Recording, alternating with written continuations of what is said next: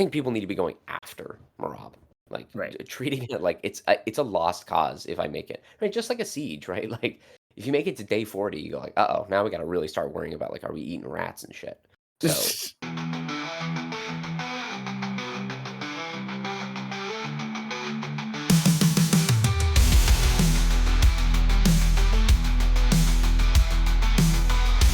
All right. Welcome to another episode of Two Fight Fans. We talk about all things in combat sports. I'm one fight fan, Colin. water, wiggler, sensory tube. That's what it's called, Colin. The toy of childhood. The Yeah. limp dick prolapsed anus that you bought at a street fair was called a water wiggler sensory tube. That's my PSA for today. And my name is Stuart. All right. And with that, yeah, There's we've got. no better way to introduce UFC 316. I know, right? Yeah, we're making picks today. We're making We picks are. for It's been a while since we made some picks. yeah, 5 picks too. Top 2 Yeah. fights for we have 2 title fights and then finish of the night, decision of the night, and underdog of the night. Oh yeah. Before we jump into that, Colin, on paper, give me a score for this card. Of excitement, interest. What? What am I? What am I? Would you just let the vibes take you wherever it goes? Yeah. I mean, I like a B minus. I think right now. Oh, that tone sounds like a D plus to me. You sounded defeated trying to give it a score. You were like, "Bruh, I can't even." I mean, it's something What's that I feel like I should be more excited for, but it's, like, hard to get myself excited. is it because on paper when looking at this, we say, "Hey, I know Josh Van, cool. Hey, Kayla Harrison, cool. Hey, Sean O'Malley, Merab and Sean, cool, cool, cool. Hey, Patchy Mix, cool." Yeah. But then you actually think about these matchups, and maybe your Yep. lizard brain knows it. All of these matchups are there's a better than 50% chance that they become absolute stinkers. Yeah. Could it be that? Because that's what I'm looking at. I look at this and I'm like, on paper, this looks good. But then I just start to imagine what the fights might look like, and I'm like, oh no, oh no, this could be this could be a big old pile of slop. This could be a very, very boring card. Yeah, yeah, brutal, dude. So I think along with our picks, we need to give a on paper. So if we're just looking at it on paper, how good of a fight, like matchmaking wise, is this? And then when we think about it a little bit deeper, what's the potential chance of boring terribleness for each one of Mm. these fights? Okay. Because yeah, there's something that I'm just getting a bad vibe that this could be just an absolute slog of a card Mhm. overall. And let's talk about a fight that was a slog the first time we watched it. We watched it together. The first fight we'd watched together in maybe 12 years. God, yeah, Sean yeah. O'Malley and Merab and Was this the rematch to make, Colin? First of all, I like, if they wanted to do the rematch, I guess it should have happened, like, immediately because Sean O'Malley, correct me if I'm wrong, has not fought since he last lost to Rob, right? Yes, he did have, I think he had a torn labrum, so he had shoulder surgery and then maybe another surgery. I think he had like maybe 1 or 2 surgeries that he had been deferring, which were injuries he carried into the Merab fight, Okay. which then subsequently have been used as uh, excuse making, which of course, Right. yeah, torn labrum is nothing to sneeze at. I can't remember what the other injury was. Maybe it was like an ankle injury or something to do with like his mobility overall. And like that is definitely part of his offense. So, okay, like maybe that is the issue. So he took the time to do that. But I agree, like it should have been immediate. Um, because the fight after the Sean O'Malley fight was Umar Nurmagomedov and Merab Dvalishvili, which was an extremely thrilling fight for the bantamweight division. And I'm And like, a closer that's the fight than the first one of these too. yeah, and, like, that's the fight I wanna see the rematch in. Like, I'm like, "You shoulda just immediately given it to Umar again." Yeah. But I think he's also injured. I think he got pretty banged up in that fight. So, yeah, like I guess that's, like, one thing to be happy about, like, in that if okay, if Sean O'Malley really was injured and needed time off, rather than hold up the division, then they did, you know, let another challenger, you know, go for the title, so I do like that, because if we basically had no movement for, almost a whole year, in the bantamweight division if they just waited to give Sean O'Malley the rematch and recover after his surgeries, then yeah, that would have been kind of a bummer too. So, Well, I think we gotta give props to Merab for that. That guy's oh an yeah, absolute insane person, and so Ooh, excuse me.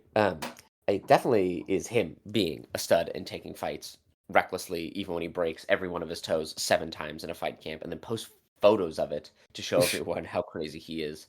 Um, yeah, we got to give props yeah. to Merab. Yeah. Well, then let's talk about this. You saw the first fight. Uh, how much do you think there's room for improvement? How different do you think this fight will be than the first one? So, okay, if Sean O'Malley really was that injured and that really did prevent his mobility, Yeah. if that really is a valid excuse, and then we could see, Sean O'Malley use more like, like sharp jabbing or kicking to keep Marab from just closing the distance and like imposing his will so easily, like he did last time, then it might be interesting because then we might be able to see some of the like sniping that Sean O'Malley has become famous for. But if it's actually not that issue, if and Rob really can just close the distance easily, then it's just gonna be a repeat of everything we saw before. Like I don't like I don't know if Sean O'Malley actually has like the takedown defense or the range control to prevent that kind of relentless pressure. Yeah, But yeah. I mean, he definitely doesn't have the takedown defense. I think that's one thing. I don't know. Like, okay, you're a coach and you are looking at the bantamweight division and you realize that your fighter needs to beat Merab Dvalishvili, regardless of what your fighter is. If he's a wrestler, if he's a jiu-jitsu guy, a striker, some blend of it. But you've seen the Umar fight, you've seen the Sean O'Malley fight, you've seen the Piotr Jan fight. Like, what are the like kind of big strategic approaches you take to um, beating Merab Dvalishvili? Like, what's like what should the like overall strategy be to beat Merab? I'm glad you asked that because I was actually going to ask you that as well because Oh. like it's one thing to try to drill a skill, something like Mhm. your takedown defense, but like if you are not a good grappler or not a experienced wrestler or whatever, like someone basically you have to develop a skill that counters or is stronger than Marab's like greatest skill set, and Yeah, I think a lot of coaches would see that and be like either a mistakenly think like yeah we can definitely do that, or b like just be like no there's no way you're gonna you know develop that in such a short amount of time, so then they just kind of like drop that whole game plan. I think working certain if you notice like certain types of takedowns or certain types of positions to try to neutralize or get out of it would be valuable. So it's not just like you're giving up every single time. But I think there has to be a different kind of strategy to beat Marab. And I think a lot of that will have to do with, yes, controlling range with either footwork or, you know, certain types of striking if you have like a height advantage. So learning to like, take out the legs or work the body so that in the beginning, yeah, it's not gonna show up, but maybe that will compound over time and that you can slow down Marab a little bit because his one of his great strengths is the fact that he doesn't stop. He will just yeah, keep coming at you, and yep, no one has really been able to slow him down in any way, but like is he really immune to like attacks to the body to actually maybe slow him down a bit? I don't know right? because no one's ever tried it. So, That's not true. Sean O'Malley landed a couple of those teep kicks to the gut in the 5th round of their fight at the Sphere, oh, and I don't even Merab remember that. looked it was the only round that Sean O'Malley won. Um, it and Merab looked way worse in that Hmm. round. After those teep kicks, right, he became more hesitant, he became more desperate because he is indefatigable, right? Like it's siege warfare with him, except he is sieging your castle, but his people don't need food or water, right? And like so he can just wait until you starve to death. And so even if you block his first 40 shots, the next 10 takedowns, you will be too tired from blocking those to Yeah. effectively stop. And so then he will eventually get them, right? It is just the inevitable. He's like Thanos, right? Like he is inevitable. He will keep coming. And so I don't think, like, having the right takedown defense or having, like, the right evasive footwork is actually like, you need, of course, good takedown defense. If you have Julianna Pena level takedown defense, like, you're gonna get squashed by Merab. But if you have good elite takedown defense that can stop, let's say, the first 50% of his shots or the first 70% of his shots, and you have good enough footwork so that he just isn't able to walk forward instantly and grab a hold of you, I think the mistake that everyone seems to be making when they fight him is I need to figure out the best way to defend myself. This is like they begin to think that this is a question of defense. How can I prevent him from taking me down? How can I prevent him from closing the distance? How can I prevent him from Right. doing his game? I think what you have to do, I think kind of the broad stroke is you just got to go get him and cuz he doesn't get tired, but he still gets hurt. He got hurt against Sean O'Malley. He got dropped twice in the first round against Marlon Moraes, right? Like his chin isn't unbreakable. His body is not immune to damage. And the only way that you stop someone from endlessly going after you with takedowns is when they go, it's scary to go for a takedown because I get hurt when it happens. Because the normal fear is I'll get too tired going for this takedown. But for Marab, you have to put, like, the fear of pain into his body. So Mm. I think coming out and maybe, like, going fucking balls to the wall in round 1, knowing, "Bro, if it makes it to the 4th round, there's no way I'm even gonna keep my gas tank if I fight at Marab's pace," right? So I might as well treat this like a 3-round fight and just fucking go for it in round 1 and round 2 and round 3. And then Mhm. if that's not enough to put Marab away, nobody wins the 4th or 5th round against Marab. You know what I mean? Like, you gotta I think the attitude needs to be much more like, "I gotta get this guy out of here. I gotta get this guy out of here." Because trying to play it safe for 25 minutes, he's gonna tire you out in the back 10. It's just inevitable. Um, Right. and I think, like, I rewatched the Merab Sean O'Malley fight. It's not a very good fight. It's pretty bad.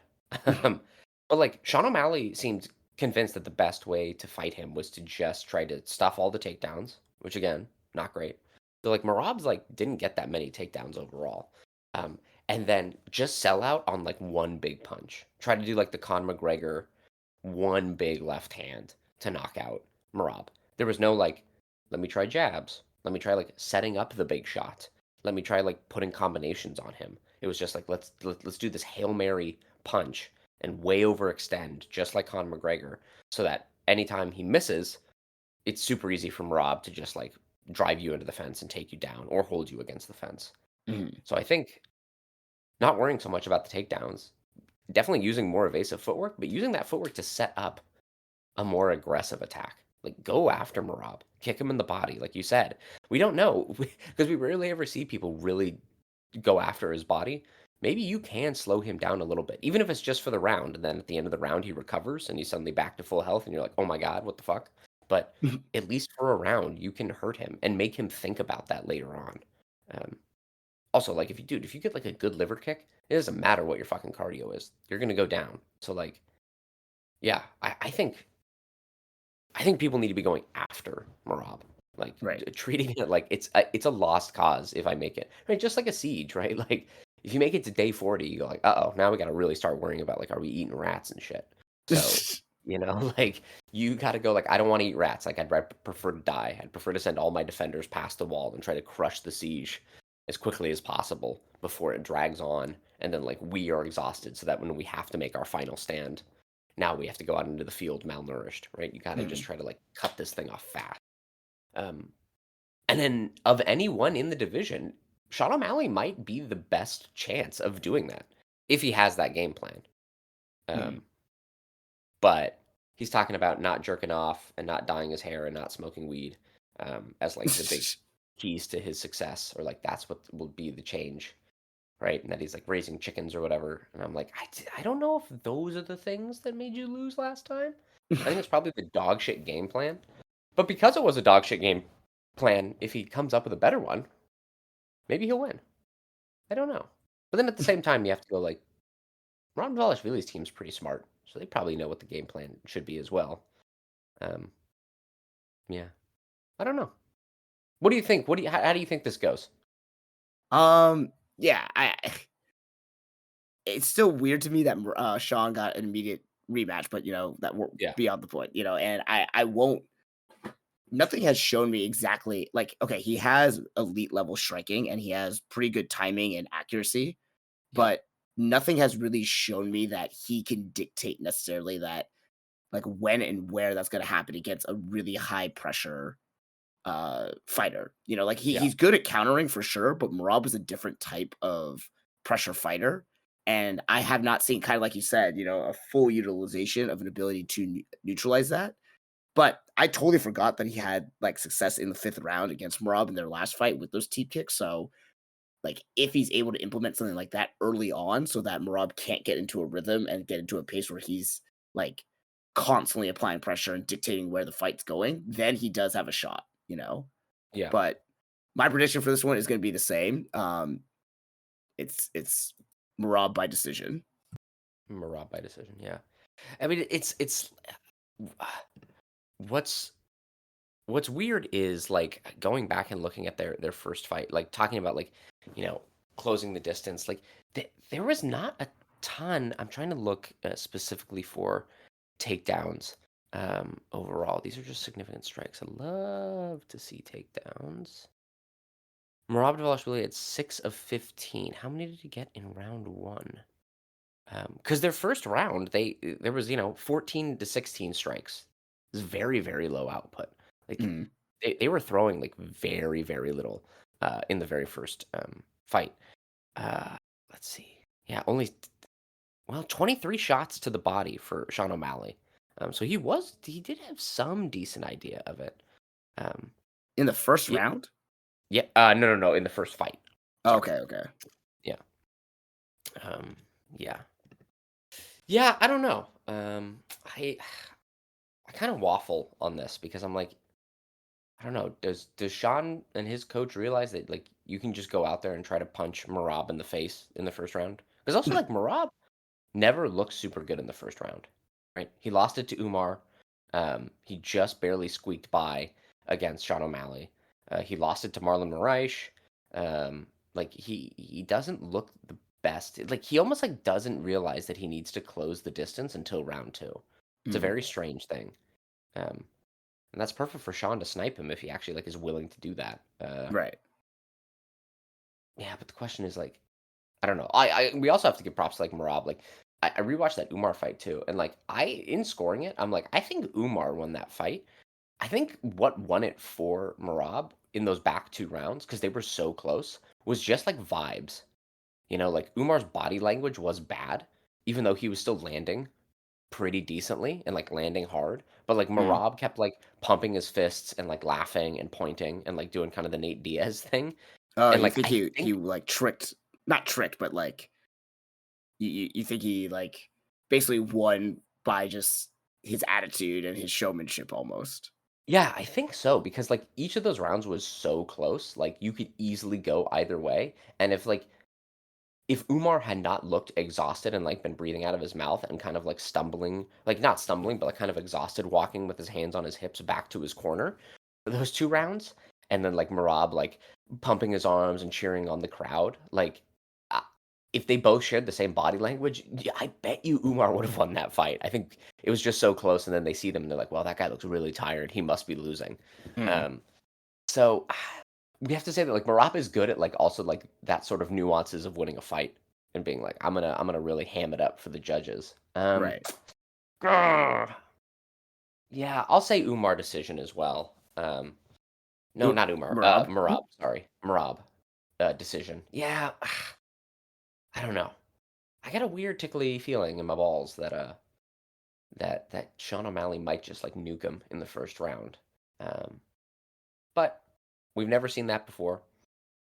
Who's to say? I don't know. I think it'll be weird. When Merab eventually loses, how do you think it'll look when he loses? I I think it'll be someone who catches him, with like a really big shot early on, and either A, that finishes the fight, or it stuns him or hurts him enough that he's never able to really get back on pace, Mhm. so then it looks pretty one-sided, and I don't know, it's weird to think that that is a possibility, Yeah. but it's like we said, like his skill set is this thing that will when the wheels fall off, it will fall off hard. Yeah. Yeah, exactly. Well, it's weird. It's interesting you say like getting caught and then not recovering because if anyone's gonna catch him in the division who's got heavy hands, it's got to be Sean O'Malley. Yes, exactly. It's a weird. It reminds me of like Javier Mendez used to say that like the biggest threat to Khabib in the division was Conor McGregor, even though we know that like I would pick Justin Gaethje, even the Conor McGregor that fought Khabib, not the totally washed Conor, but like I would have picked Justin Gaethje at that time and Dustin Poirier at that time to beat that Conor. Um, it's weird how like stylistically there is this like for really pressure heavy wrestlers, having a big lanky like one shot puncher is the real kryptonite, not the well-rounded, heavy-handed other strikers in the division. Mm. Um, yeah, I'll say Merab by decision. Okay, all right. Yeah, yeah. All right, on paper, how good is this fight? And then in reality, what's the chance of this thing being an absolute stinker? The Merab and Sean O'Malley fight. Yeah. I think on paper it's it's exciting, it's dynamic. It's just like you said, like, the one person who could have that like devastating knockout ability of Rob in this division is Sean O'Malley, and he's got some sniping abilities, but like we said, we've seen this fight already. It's already happened once. So I if the mobility thing is a real factor, we'll be able to tell it from the very start of this fight, you know? So I really feel like the first 3 minutes of the first round is going to pretty much tell us everything we need to know about which direction this fight is going. Is it going to be a repeat of what we've already seen, or does Sean O'Malley did he develop something? Does he bring something new to actually uh make Marab think more, make him have to respond differently? So really, like I think there's like a 75% chance that it's going to be just a repeat of what we saw, and we're going to be like, well, okay, I can like go do some like chores and have this on in the background now. Yeah. Yeah. Yeah. Alrighty. Well, yeah. Yeah. Yeah. All right. Well, let's move on to an even worse title fight. The co-main event, Julianna Pena versus Kayla Harrison. Really quick question for you. Because we're Uh, recording this before weigh-ins, what is the no. likelihood? The weigh-ins have happened, my man. Oh, they Spoiler have? alert. Yes, Kayla Harrison made weight, and she looked Oh. like death. She looked bad, man. Um, Wow, the weigh-ins happened way earlier than I thought. well, because it's in Newark, right? It's in America's butthole, so Yeah. Yeah. it's it's um, it's early. Yeah, she made weight. I mean, dude, she is so diminished cutting down to that. It's insane to Yeah. me. I sent you a GIF of Juliana Pena fighting Amanda Nunes, and like, how would you even describe that GIF to someone who this is obviously an audio format, so talking about something visually is a little stupid. But let's go down this road. Let's see how dumb we can get. Try to describe that GIF to the people. What did you see in it? Actually, what okay, two things. What you described is like it looks like she's being controlled by that like QWERTY, sprinting game from like what, the early 2010s or whatever it was? Yeah, Quap. Co-op. Um, Yeah. That yeah, that was exactly what that looked like.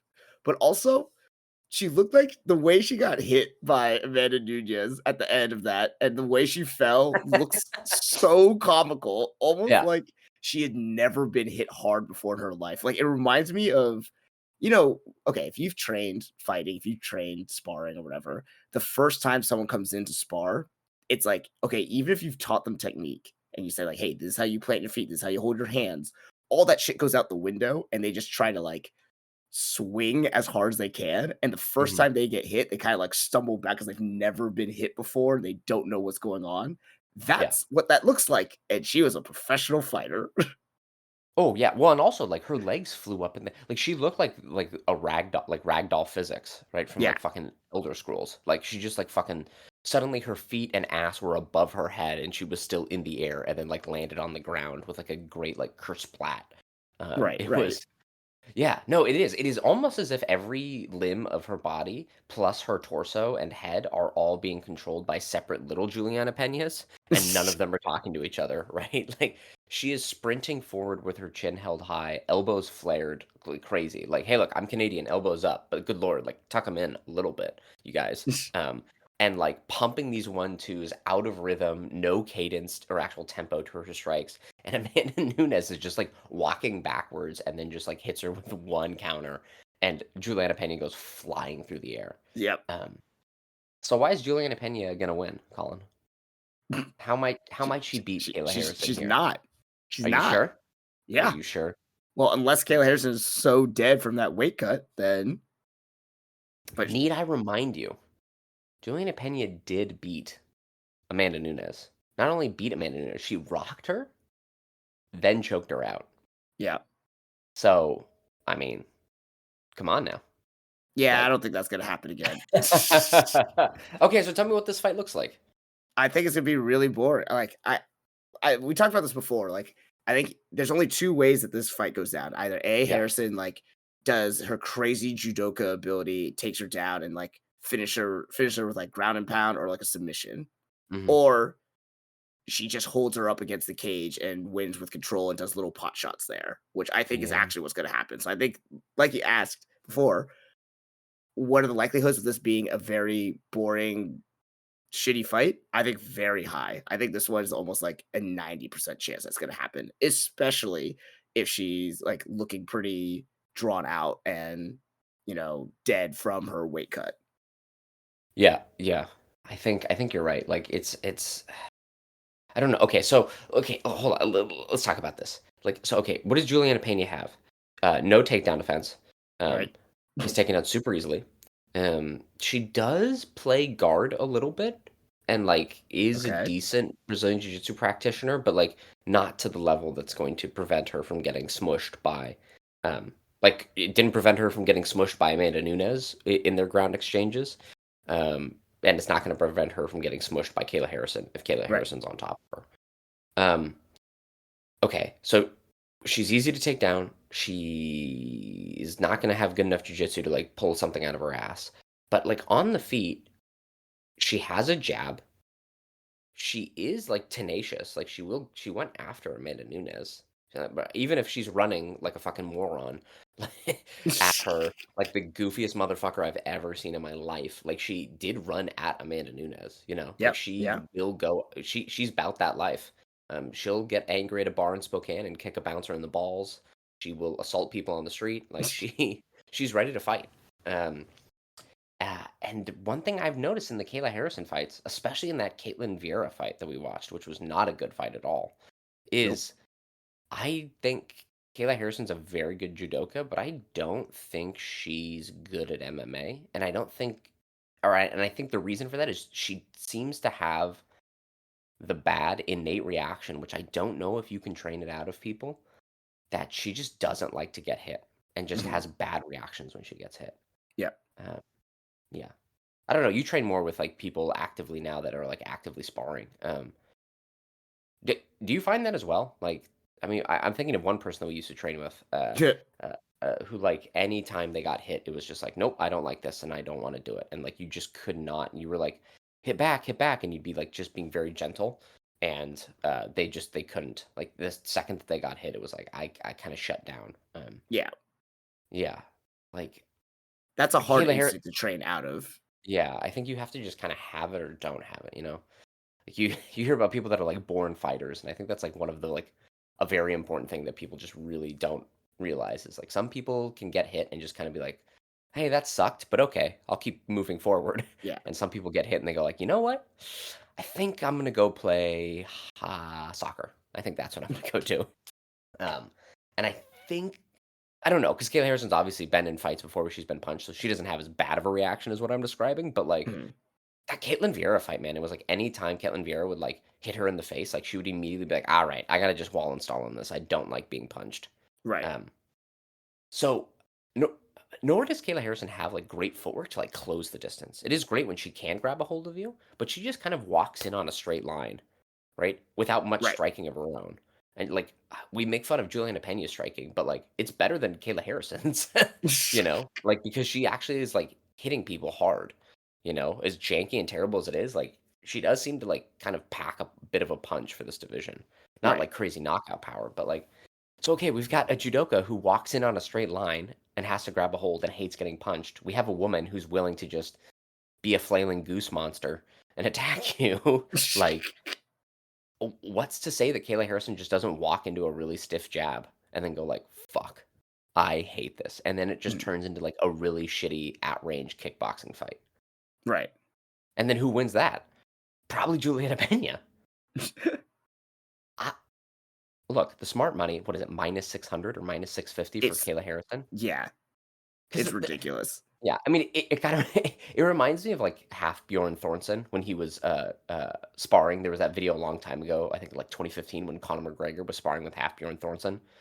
And Connor's, like, running around and, like, pot-shotting him to the body, Oh, and it's right, like, right. it's just a matter of time until that big guy gets a hold of you, and then he literally he could throw you through the roof, you know? Like, he doesn't even need to slam you down. He has enough force yeeting things off the ground with a deadlift that he could just throw you through the fucking roof. So it's like, Right. it's just a matter of time until he gets a hold of you, or he gets exhausted, right? Because he's just so massive that he might get sleepy Mm. before he can grab you. That's kinda how I view this fight, and so it's like, of course, the smart money is on Kayla, but I don't know, man. Like, we saw Amanda Nunes be flabbergasted by a jab, and, like, she's the quote, unquote, "greatest MMA fighter in the women's division." Like, what's to say Kayla Harrison doesn't get easily as bamboozled, right, by the jab, right? Like, do you see what I'm saying? Am I crazy? Talk me down off this ledge. Tell me No, why no, I'm you're nuts. you're 100% right, and I just don't see I even though she's had past success like that, I don't see her being able to replicate that against a much bigger, stronger, Kayla Harrison. Even though, like, yeah, like you said, Kayla Harrison does not like to get hit or whatever, you know? Yeah, I I don't see it being I think she's just too big. I think uh she's too strong, and yeah, I think so the her strength of her skill set is too much for Julianna Pena to handle. yeah. I mean, so if you were Kayla Harrison's coach, like, what do you tell her to do in the first 10 seconds of this fight?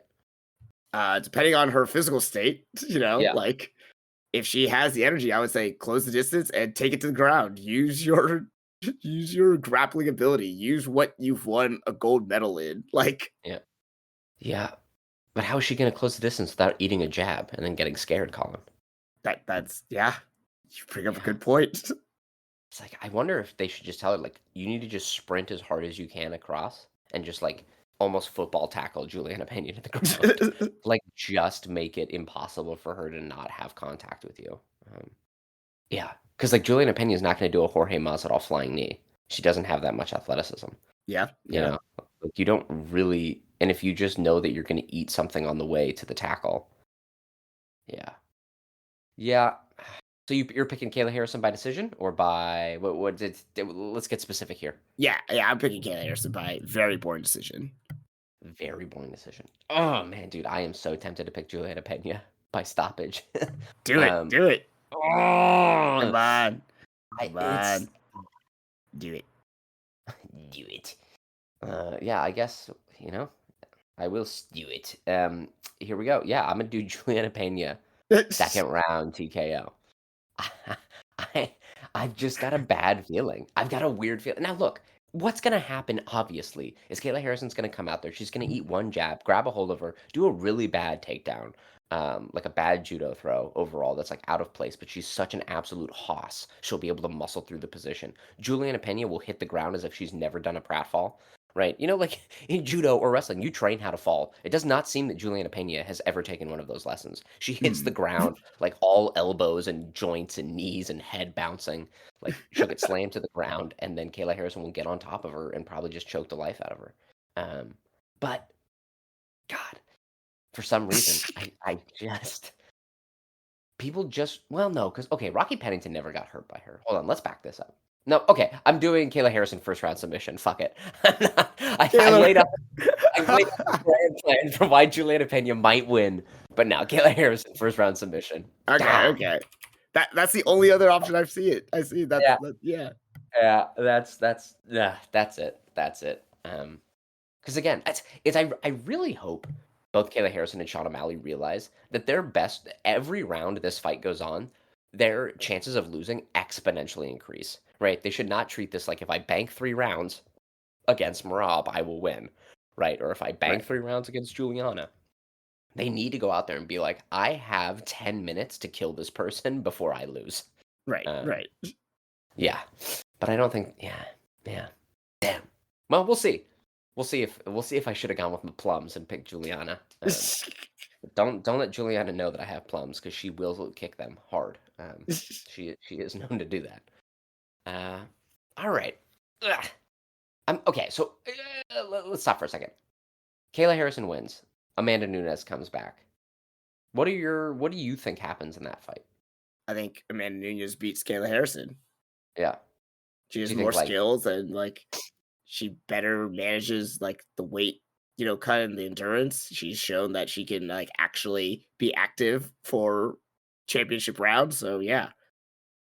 I wish they would make it if that is what is going to happen. I wish they would make it for 145. Yeah, Because yeah, yeah. Amanda Nunes never lost that belt, right? It was never really a division, but like let's give throw Kayla Harrison a bone, like let her have a little bit more, Uh, yeah. Or would you want to see Valentina Shevchenko move up and fight Kayla Harrison? No. No. Okay, that I, settles I, that. I, Why? I Why? because okay, one, it's either going to be a super boring fight, Yeah. Well, it's a and Shevchenko. yeah, but even more so because she will do what she does, and then Kayla Harrison will be like, "I'm very confused by this, and I can't do anything, and I can't chase you around because I'm too tired now." Yeah. Like, or it's gonna be like Hulk smash, and Yeah. Yeah. Yeah. I don't know. I'd be more fascinated, I think, by that than the Amanda Nunes fight. But that's whatever. What happens if Juliana Pena wins? that's just wild to me. Yeah. So if she, let's say she does win, let's say everything I posited, all the great hypothesizing I did, all the smoke I was blowing up my own ass to kind of rev myself up to try to pick Juliana Pena, only to chicken shit out. Like if Juliana Pena wins, do you want to see Amanda Nunes Juliana Pena 3? Oh wait, hold on a minute. Is Kayla Harrison a southpaw? Do we know? No, no, this is important Dude, I don't because know. I don't know actually. Kayla Harrison is known for being a regular southpaw. Oh, dude, she's gonna kill Juliana Pena. She'll kill Juliana Pena. Yeah, no, that's okay, because that was the big change that Amanda Nunes made in their rematch. Uh, It was like in their first fight, she was like, "Oh my god, I've never fought someone with a jab. How do I counter this?" And rather than learning the very basic jab counters and like learning how to like deal with someone who has a counter, she went, "I gotta go entirely southpaw. That's the only way to solve this problem," which is a hey, crazy choice. hey, um, it worked for Jake Gyllenhaal.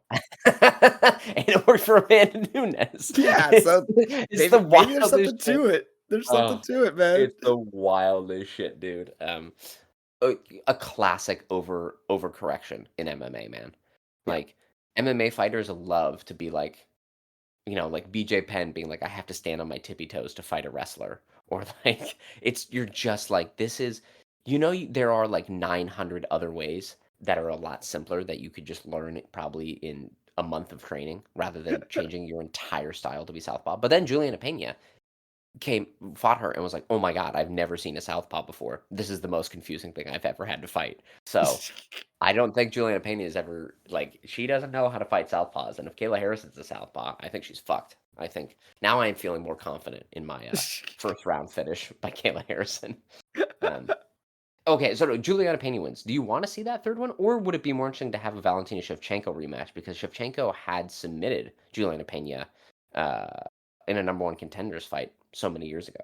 Uh, okay, wait. Say that again. Which? Okay, Which one would you Pen, prefer? So, like, Juliana Pena wins. yeah. Is it Amanda Nunes or Valentina Shevchenko? Or like, what do we do with this division of Kayla Harrison? Like, who do we have Juliana Pena fight that would like be the most interesting for you? Yeah, I still would like to have uh Amanda Amanda. Nunez. Mm. Yeah. Yeah, she'll come back and beat Juliana Pena and then what? Leave again? Like, I or mean, fight yeah. Valentina Shevchenko for a third time? I don't know. If Juliana Pena wins, like maybe let's get crazy. Let's fuck Zhang Weili versus Valentina Shevchenko. Let's do Zhang Weili versus Juliana Pena. Like, let's get crazy. Let's get weird with it. You know what I'm saying? Because Zhang Weili is definitely more skilled, like infinitely more skilled than Right. anyone at 135. So like, let's really see what the size looks like. Yeah. Anyway, why are we talking about this division for so long? Something endlessly fascinating about this fight and how terrible both of these fighters are. Um, yeah, yeah, yeah, yeah. All right, let's move on. Let's have you do the honors. Pick All right. finish of the night. What fight do you Finish. think will end in a finish? Who do you think will win? By what method? I'm gonna say it's gonna be the current juror for the main card. I'm gonna say it's gonna be Kevin Holland by Oh, you bitch. TKO in the first round. Oh, you bitch. Ah. Yeah, yeah, yeah. That's a good call, I think. How do you think that fight looks overall? Is it I, just like a one and done punch? I think it's gonna be just again Holland just using his weird athleticness and length to just hit like a really weird, powerful shot from an angle that Vincente Luque doesn't see coming, and the strikes that hit you the hardest or and do the most damage are the ones you don't see. And Yeah. Vicente Luque, like what? How? What was the last time he fought again? Because he's had fights scheduled, but they were all canceled, right? No, he fought pretty recently. Oh, he He did had fight that in December. brain bleed, Yeah, which was big scary. And who did he fight in December? Temba Garimbo, but he got KO'd by Joaquin Buckley. Yeah, the brain bleed was back in 2023 against Rafael dos Anjos. yeah. KO'd by Jeff Neal before that, lost to Bilal Muhammad. Beat Michael Chiesa. Yeah, yeah. Um, yeah, and I think he's just like, I mean, Vincente Luque is like pretty washed at this point, Mhm. at least for like the elite division. Like he can beat Timba Garimbo, he can beat like these journeymen or like Dana White Contender Series fighters, but not real competition anymore. I don't think. Right. Um, yeah, no, I think that's a good call. And even if you're wrong, like probably Kevin Holland self implodes in most fights Yes, yes, he at some does. point, and like Vincente Luque's got a good submission game, and he can hit hard. So like he could easily finish Kevin Holland as well. So that's a pretty good call out for finishes. Well, now I got to think of a new one because fucking hell, dude, Kayla Harrison. The line has moved. Kayla Harrison. She is minus 800 as a favorite. Jesus, I'm that's dude, insane. plus 550. You want to slap down like a couple of bucks on Juliana Pena, just in case, just in case. Um, okay, so yeah, Kevin Holland, Vincente Luque. Yeah, that's probably gonna go. Okay, fuck. What do I think is gonna be a finish here? Now, the smart pick would do Sergey Spivak versus Waldo Costor. Yeah, But I'm not gonna pick a heavyweight. I'm just not. You're not gonna see me. You're not gonna come catch me on. doing it. Listen, No, you're down in points right now. I am. I am. I'm gonna go with our boy, Josh Van. Um, Oh, In, like, the fight I'm actually most excited to see because this is Josh Van's first jump up into oh, no, I guess he did fight. His last fight was somebody who was ranked, I think, 15th in the division. Um, uh, no, no, no, that was, 2 before when he fought Durden because I forgot he did fight, Ray Saruya overall. But he's moving up against, Bruno Silva. Bruno Silva, decent striker, but, like, very meat and potatoes, got a decent ground game. I think Josh Van I mean, he's a minus 650, so he's almost as big of an under or a favorite as Kayla Harrison. Um, dude, his striking just keeps looking better, and he absolutely, like, peppers these dudes. yeah. It is because it is flyweight, it's a little bit harder to say, but I think Josh Van, and I'll say a third round TKO finish for Josh Van. All Um, right, nice. this should be a good fight.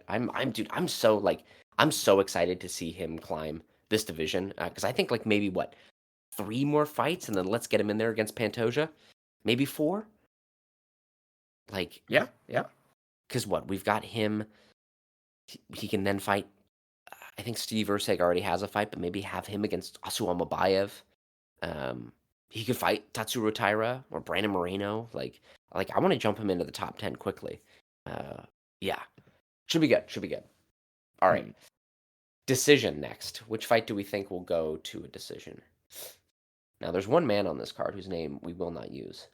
Um, an absolute scoundrel, a coward, someone who, despite my efforts to hate him, is actually like really good and like a very, very good fighter. He shares a name with a lovable Nintendo character. We will not use it though. He fights in the bantamweight division, but he is welcoming Patchy Mix to this division. Patchy Mix might be one of the best. I mean, he definitively is the best bantamweight outside of the UFC. But now that he's in the UFC, he might already be a top 5 to top 10 bantamweight. Hmm. Here's the thing: I think the absolute scoundrel is pretty good. He's pretty good. I think that the fight with Patchy Mix will go to a decision because they're both very durable, very good fighters, and very hard to finish. But I'm gonna say Patchy Mix is really good when he fights someone who is not really great at scrambling. Patchy Mix is a fantastic scrambler and a very good positional grappler. And he builds his entire game off of having a really intelligent, well schooled jab at range. And he's very tall. The Scoundrel is also very tall. The Scoundrel is also very good at pressure fighting and really good at taking advantage of people in scrambles. His fights, rather than the Aldo fights, were all bangers and were really exciting. And then he turned heel and did the unspeakable. Um, I'm gonna pick the Scoundrel to beat Patchy Mix Oh, by decision. really? Yes, I think I like they are not doing Patchy Mix any favors. I think they're trying to like give him a glow up because if he beats um, Luigi's brother, then he will be able to like he can say, "Hey, I beat the guy who did the evil thing to Jose Aldo," and everyone goes, "Yay, you're a hero." But like stylistically, Patchy Mix likes having fighters who want to have long range kickboxing fights and who like are people that maybe are well schooled grapplers but aren't as dynamic in scrambles because that's where he really shines. Dude, the absolute coward that beat Jose Aldo is a fantastic scrambler and like a very intelligent and dogged pressure fighter who pushes past people's jabs and really starts mixing it up in the pocket. And that's why Hmm. it was so disappointing when he decided to turn heel against Jose Aldo because he had a couple of pocket exchanges with Jose Aldo that were amazing. But then Jose Aldo like hit him with the old 1-2 Skittle do, and then he was like, "Holy shit, that hurt a lot. I better wall install like a fucking peasant for 15 minutes." Um, but I think he's got the style to beat Patchy Mix. I'm surprised they made this matchup, so I'm actually gonna pick, and I think he's actually the underdog here. I'm gonna pick him, and I'm gonna say that this fight's gonna go to a decision. All right, Oh all fuck! right. I should have done this as underdog. Well, anyway, I'm saying decision for the Scoundrel. Okay, okay. So for my decision, I've been going back and forth. I I'm gonna say it's gonna be the okay. First of all, question: did Kelvin Gastelum make weight this time? I don't know. Let's look. Yeah. I mean, that wasn't the issue last time, right? Oh, I guess in his last fight when he fought D-Rod, when he made it to like he was supposed to fight at 170 and he got down to 180, and then he's like, Yeah, I'm it done just with went like, this. nah, I'm good. I don't need to make this. Absolutely amazing. What a cool. Yep, they both made 185. Okay, okay. I'm gonna say the Kelvin Gastelum fight, and I'm gonna say Kelvin Gastelum will win by decision. Ooh, you say win by decision as well. So he is a 3-1 underdog in this fight. Um, Yeah. overall. Yeah. So what makes you so confident? Because here's my thing. I'm a little spoiler here. He's gonna be my underdog pick. What makes Oh, you okay. so confident? Kelvin Gastelum, old ass, non-disciplined, Oh shit! high as No, that was height. gonna be my underdog pick. But shit, I just picked the wrong one for my decision. Why do you think he's gonna win? Or well, for my underdog pick, what it was originally gonna be, I I just think he is like you said, he's pretty durable, and and he's got this like weird thing where he will just slowly wear people down and just uh like take them out in the pocket there, you know? And I think was it his last fight where he basically just stood in the center and just like basically did that. And I just feel like that's something that he'll do. And oh fuck, I definitely was gonna put him as my underdog. It's a 3-1 underdog. Fuck. Okay, how about this? We'll switch it up because I said Mario Batista as my underdog, but I did it Okay. for decision, and then you can Okay. say Okay. Kelvin Gastelum for your underdog, and then we'll figure out the decision later. Okay, so All I right. already There we explained go. why I think Mario Batista is probably going to win. I think stylistically, I've said his name, bastard. Uh, At first, I was like, "Wait, why are you so against his name right now?" I was like, "Oh, I remember now." yeah, Like, he's the filthy scoundrel that beat Jose Aldo.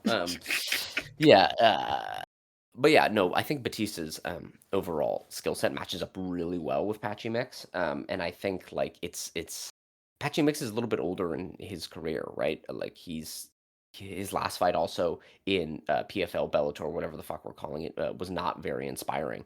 He might mm, come in with a little bit more heat this time, but like, dude, say what you will about Mario Batista, but like he knew the assignment when he came in against Jose Aldo, and he did it the wrong way, but like he didn't do it, it didn't cost him the fight. So I think Batista will take it. yeah. And then you're picking Kelvin Gastelum.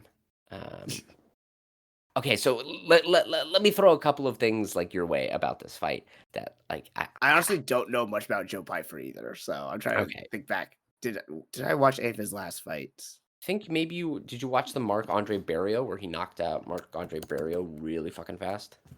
When was that fight? Last June. Yeah. And then he lost Yeah. to Jack Hermanson the February before. But like if you look, he's got 13 wins. He has 12 of them by finish. Mhm. Um, he's got knockout in the first round. He's got armbar in the second round. He's got knockout in the first round, knockout in the first round, knockout in the second round, knockout in the second round, knockout in the second round, knockout in the first round, knockout in the second round, submission in the first round, submission in the first round, knockout in the first round. Yeah. Um, yeah. So yeah, Um, he's very impressive in that regard, but also yeah. like have we seen him really go beyond the first or second round? Like I think he's had a few that went to decisions, but Yeah, and he typically loses by decision because like he lost to Jack Hermanson. Like Jack Hermanson just kind of skating around the cage, hitting him with a couple combinations, then like evading everything else. right. No, Joe Pfeiffer is definitely just like a big guy that walks towards you and is very accurate with his punches and hits really hard. Mhm. Right? He will have what is this? A 5-inch height advantage and a 4-inch reach advantage against short ass Kevin Gastelum. Um, so like Kelvin Gastelum's got an iron chin, right? Like he Yeah. doesn't really ever get knocked down. But I don't like will he just walk into punches for 2 rounds as Joe Pyfer just like smashes his face? And although like it won't kill Kelvin Gastelum, he'll still lose 2 rounds, And like Kevin doesn't have like the best cardio either. So like Right. I don't know. Um so well, why is he gonna win? Tell me. Explain to me. He's fighting a giant man who hits hard. Yeah. The Yeah. Calvin Gastelum don't get knocked out. So is this gonna be kind of the Homer Simpson strategy? Just, like, tire out the Yes, opponent yes, and then yes, okay. that's exactly what I see it. Yeah, Got it. that's a great analogy right there. I will say, like, one thing that, like, gives me a little bit of pause here is, 1, like, eventually Kelvin Gastelum's chin will go, right? Like, Oh yeah, yeah, it yeah, isn't yeah. immortal. Um, And that might be this fight. yeah, definitely. Like, one thing I know about Kelvin Gastelum is, like, he doesn't like really fighting, or he really struggles with people that are a lot taller than him. Hmm. Right? Like, he's a pretty short middleweight, and then, like, you know, Jared Cannonier is only 6 foot, but, like, he struggled to close the distance against Jared Cannonier. He couldn't close the distance against Darren Till, who's, like, an absolute washout because Darren Till is just, like, big and scary. His best performance was against Israel Adesanya, and Israel Adesanya is big, but, like, Yeah. he he was getting hit every time he tried to close the distance. Like, he doesn't have an intelligent way of closing the distance. He No, just no. is, like, He just springy and lumbers has a forward. 1-2. Yeah.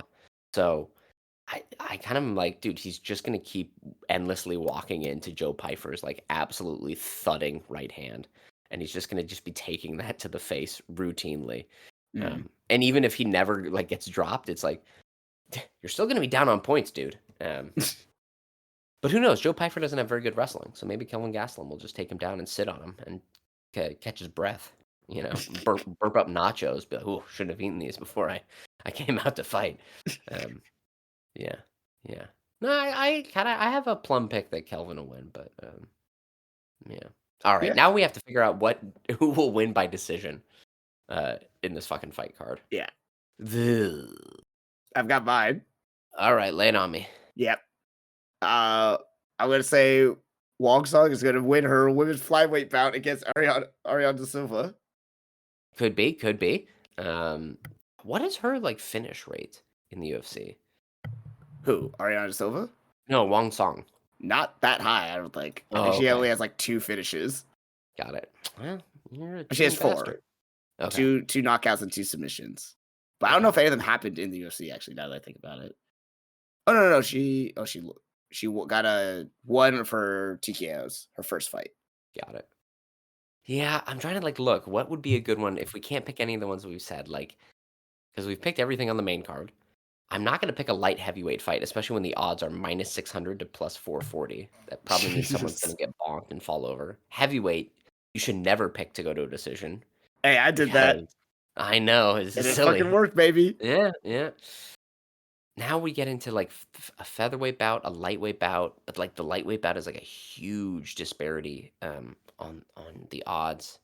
I guess I'll just go with the curtain jerker, Markel Medeiros versus Mark Chonsky or Choinsky. Troitsky? Choinsky. I don't Tell me, know. what do you know about these 2 fighters? Well, I know that Markel Medeiros is tan and Mark Choinsky has a tattoo, and that's about fucking it. I don't know anything. Markel Medeiros has had 11 fights. Mark Choinsky has only had 8. It is Choinsky's debut in the UFC. Has Markel Medeiros fought in the UFC then? Oh, he's fought twice. He fought Okay. Austin Hubbard and he fought Quinones. And both went to a decision. So I'm feeling pretty good by my choice. I think I'm gonna pick Markel Medeiros to get a split decision win over Mark Choinsky. Oh, okay, a split decision. Yeah, and I'm gonna say that this fight's gonna suck ass. It's gonna set the tone for the rest of this card. Oh, Um, man, brutal. yeah, yeah. Anyway, Hilarious, though. hilarious, maybe, but I don't know. This fight card might be. I don't know. I'm going to the Portland Renaissance Fair this weekend, so I'll have to catch these fights a little bit after.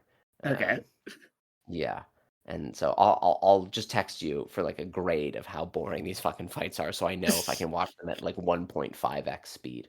Um, you know, because sometimes I go back and I watch fights that I remember are really bad just to like see what it is, and I do watch them at 1.5x speed, and you do with how fast it moves, you realize like, whoa, nothing got landed in this round. Like nobody even threw punches. You just watch them in their idle animations kind of slowly rotate around the ring, and you're like, Jesus Christ, this is terrible.